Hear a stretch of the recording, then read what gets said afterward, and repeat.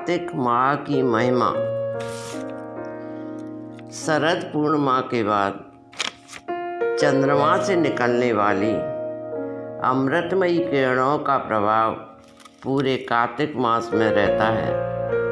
चंद्रमा की मधुरमा से सरोवर, सरिता और जल कुंड में एक शक्ति का संचयन होता है।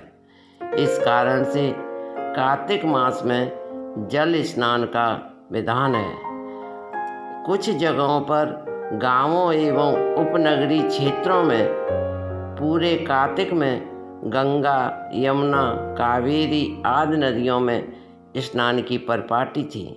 इसी महीने में कहीं श्री भागवत कथा, कहीं रासलीला, कहीं तुलसी चौरा पर दीप रखना, कहीं भजन कीर्तन का समागम होता है।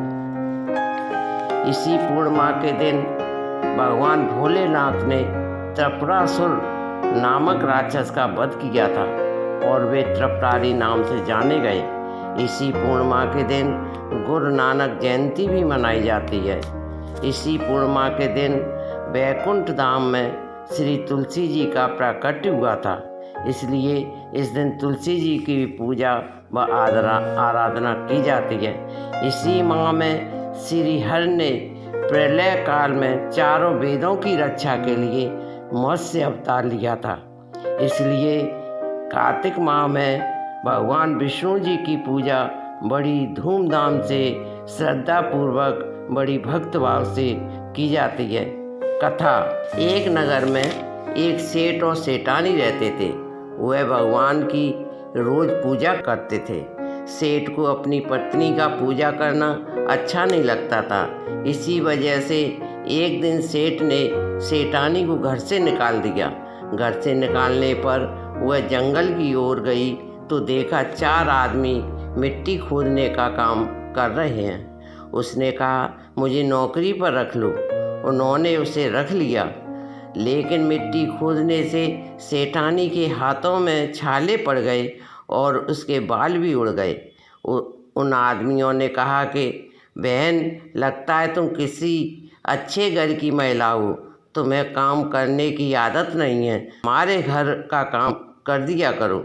वह चारों आदमी उसे अपने घर ले गए और वह 4 मुट्ठी अनाज लाते और सभी बांटकर खा लेते।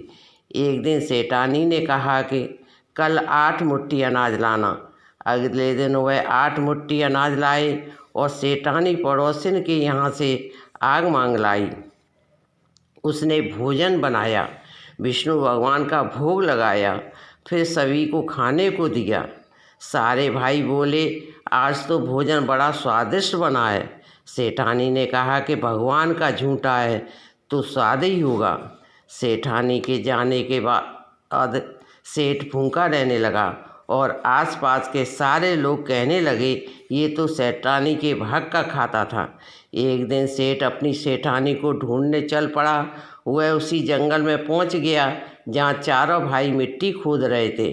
सेठ ने कहा, हमें अपना नौकर रख लो। चारों भाइयों ने नौकर रख लिया, लेकिन उसके भी हाथ में छाले पड़ गए। उसको भी घर के काम के लिए ले आए। घर आते ही सेठानी ने सेठ को पहचान लिया और सेठानी घूंघट किए थी। सेठानी ने हर रोज की तरह भोजन बनाकर विष्णु भगवान का भोग लगाया, चारों भाइयों को दिया।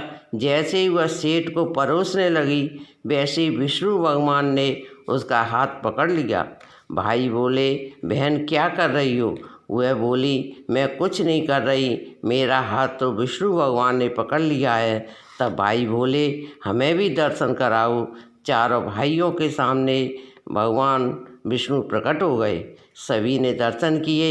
सेठ ने सेठानी से क्षमा मांगी और सेठानी के साथ चलने को कहा। भाइयों ने बहुत सा धन देकर बहन को विदा किया। अब सेठ और सेठानी दोनों भगवान विष्णु की पूजा करने लगे। जय हो।